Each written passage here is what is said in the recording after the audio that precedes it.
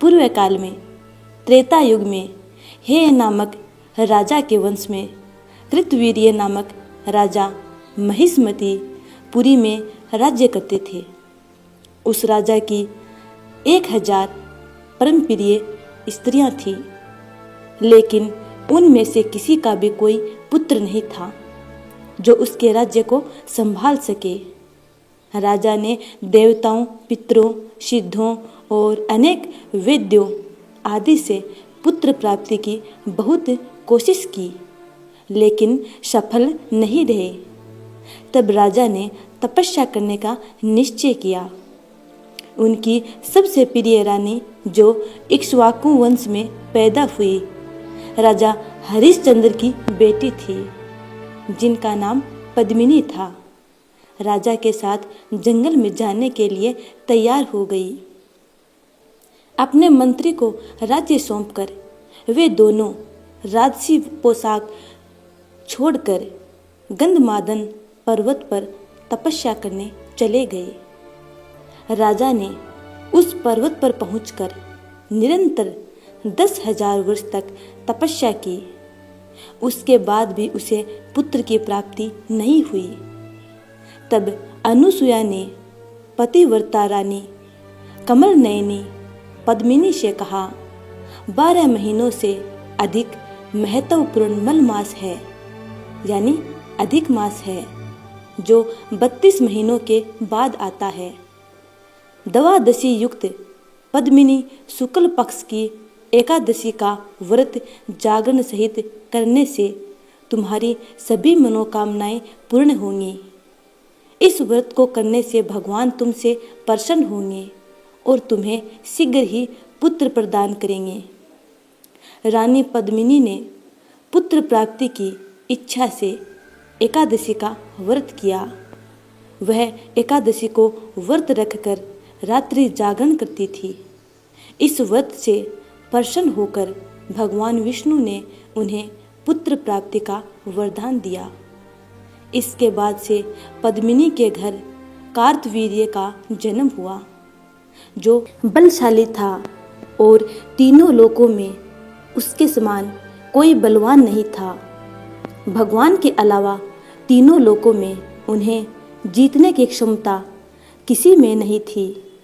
जो भी इस कथा को ध्यान से सुनता है, भगवान उसकी सभी मनोकामनाएं पूरी करते हैं और वह व्यक्ति पूर्ण रूप से जीवन के सभी सुख प्राप्त करके श्री हरि लोक में स्थान प्राप्त करता है, अर्थात विष्णु लोक को प्राप्त हो जाता है। ईश्वर आपकी भी हर मनोकामनाएं पूर्ण करे। अब सुनते हैं अगली कथा। नारद जी बोले, हे तपोनिधे, परम क्रोधी दुर्वासा मुनि ने विचार करके उस कन्या से क्या उपदेश दिया, सो आप मुझसे कहिए। सूत जी बोले, हे द्विजो, नारद का वचन सुनकर समस्त प्राणियों का हित कर दुर्वासा का गुह्य वचन बद्री नारायण बोले। श्री नारायण बोले, हे नारद, मेधावी ऋषि की कन्या के दुख को दूर करने के लिए दुर्वासा ऋषि ने जो कहा वह सुनो। दुर्वासा ऋषि बोले, हे सुंदरी, गुप्त से भी गुप्त उपाय मैं तुझसे कहता हूँ। यह विषय किसी से भी कहने योग्य नहीं है, तथापि तेरे लिए तो मैं ये विचार कर ही लिया है। मैं विस्तार पूर्वक न कहकर तुझसे संक्षेप में कहता हूँ। हे सुभगे, इस मास से तीसरा मास जो आवेगा वह पुरुषोत्तम मास है। इस मास में तीर्थ में स्नान कर मनुष्य भ्रूण हत्या से छूट जाता है। हे सुंदरी, कार्तिक आदि 12 मासों में इस पुरुषोत्तम मास के बराबर कोई मास नहीं है। जितने मास तथा पक्ष और पर्व हैं, वे सब पुरुषोत्तम मास की 16वीं कला के बराबर भी नहीं है।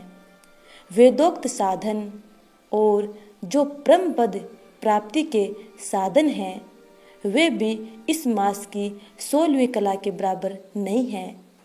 12,000 वर्ष गंगा स्नान करने से जो फल मिलता है और सिंहस्थ गुरु में गोदावरी पर एक बार स्नान करने से जो फल मिलता है, हे सुंदरी, वही फल पुरुषोत्तम मास में किसी भी तीर्थ पर एक बार स्नान करने मात्र से मिल जाता है।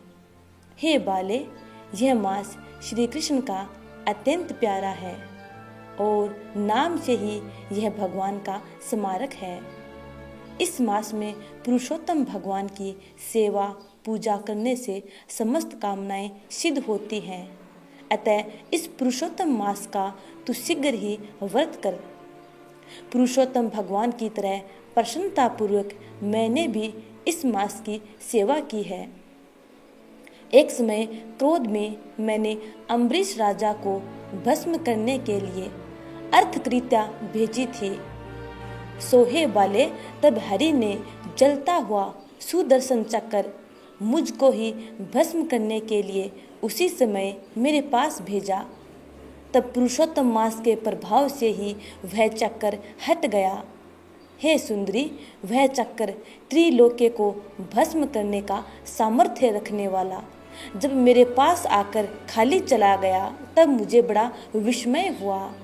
इसलिए हे सुभगे, तू श्री पुरुषोत्तम मास का व्रत कर। इस प्रकार मुनि की कन्या को कहकर दुर्वासा ऋषि ने विराम लिया। श्री कृष्ण जी बोले, हे राजन, दुर्वासा का वचन सुन। भावों की प्रबलता के कारण असूया से प्रेरित वह कन्या मूर्खतावश दुर्वासा से बोली। बाला बोली, हे ब्रह्मन, हे मुने, आपने जो कहा है वह मुझे रुचता नहीं है। माघ आदि मास कैसे कुछ फल देने वाली नहीं है? कार्तिक मास कम है? ऐसा आप कैसे कहते हैं? सो कहिए। वैशाख मास सेवित हुआ क्या इच्छित कामों को नहीं देता है? सदाशिव आदि से लेकर सब देवता सेवा करने पर क्या फल नहीं देते हैं? अथवा पृथ्वी पर प्रत्येक देव, सूर्य और जगत की माता देवी क्या सब कामनाओं को पूर्ण करने वाली नहीं है? श्री गणेश क्या सेवा पाकर इच्छित वर नहीं देते हैं? वेदीपात आदि योगों को और सर्व आदि देवताओं को भी सबको उल्लंघन करके पुरुषोत्तम मास की प्रशंसा करते क्या आपको लज्जा नहीं आती है? यह मास तो बड़ा मलिन और सब कामों में निंदित है। हे मुने, इस रवि की संक्रांति से रहित मास को आप श्रेष्ठ कैसे कह सकते हैं? सब दुखों को छुड़ाने वाले परम श्री हरि को मैं जानती हूँ।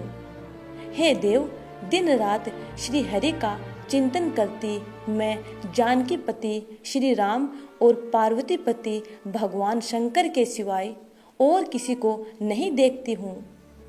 हे विपेंद्र, अन्य कोई भी देवता ऐसा नहीं है जो मेरे इस दुख को दूर करे। अतः हे मुने, इन सब फलदाताओं को छोड़कर कैसे इस मल मास की स्तुति आप कर रहे हो? इस प्रकार ब्राह्मण कन्या का कहा हुआ सुनकर दुर्वासा मुनि शरीर से एकदम जाज्वल्यमान हो गए और नेत्र क्रोध से लाल हो गए। इस प्रकार क्रोध आने पर भी कृपा करके मित्र की कन्या को श्राप नहीं दिया और सोचने लगे कि यह मूर्खा है, हित अहित को नहीं जानती है, अभी बुद्धि इसकी पूर्ण नहीं है। पुरुषोत्तम मास के महात्म्य का विद्वानों को भी पता नहीं है, तो थोड़ी बुद्धि वाले पुरुष और विशेष करके कुमारियों को तो पता हो ही कैसे सकता है। यह कुमारी कन्या माता पिता से रहित दुखाग्नि से जली हुई है, अतः अति उग्र मेरे श्राप को कैसे सहन कर सकती है? इस प्रकार सोचकर कृपा से मन में उठे क्रोध को शांत किया और स्वस्थ होकर दुर्वासा मुनि उस अति विह्वल कन्या से बोले। दुर्वासा बोले, हे मित्र पुत्री, तेरे ऊपर मेरा कुछ भी क्रोध नहीं है। हे निर्भाग्य, जो तेरे मन में आवे वैसा ही कर। हे बाले, और कुछ भविष्य कहता हूँ सुन। पुरुषोत्तम मास का जो तूने अनादर किया है उसका फल तुझे अवश्य मिलेगा, इस जन्म में मिले अथवा दूसरे जन्म में मिले। अब मैं नर नारायण के आश्रम में जाऊंगा। तेरा पिता मेरा मित्र था, इसलिए मैंने श्राप नहीं दिया है। तू बाल भाव के कारण अपने शुभ अशुभ तथा हित अहित को नहीं जानती है। शुभ शुभ भविष्य की कोई टाल नहीं सकता। अच्छा, हमारा बहुत समय व्यतीत हो गया, अब हम जाते हैं, तेरा कल्याण हो। श्री कृष्ण बोले। ऐसा कहकर महाक्रोधी दुर्वासा मुनि शीघ्र चले गए। दुर्वासा ऋषि के जाते ही पुरुषोत्तम की उपेक्षा करने के कारण कन्या निष्प्रभा हो गई। तदंतर बहुत देर तक कन्या ने सोच विचार कर यह निश्चय किया कि देवताओं के भी देवता, तत्काल फल देने वाले पार्वतीपति भगवान शिव की तप द्वारा आराधना करूंगी। हे नृप, मेधावी ऋषि की कन्या ने मन से इस प्रकार निश्चय करके अपने आश्रम में ही रहकर भगवान शंकर के कठिन तप करने को तत्पर हो गई। सूत जी बोले।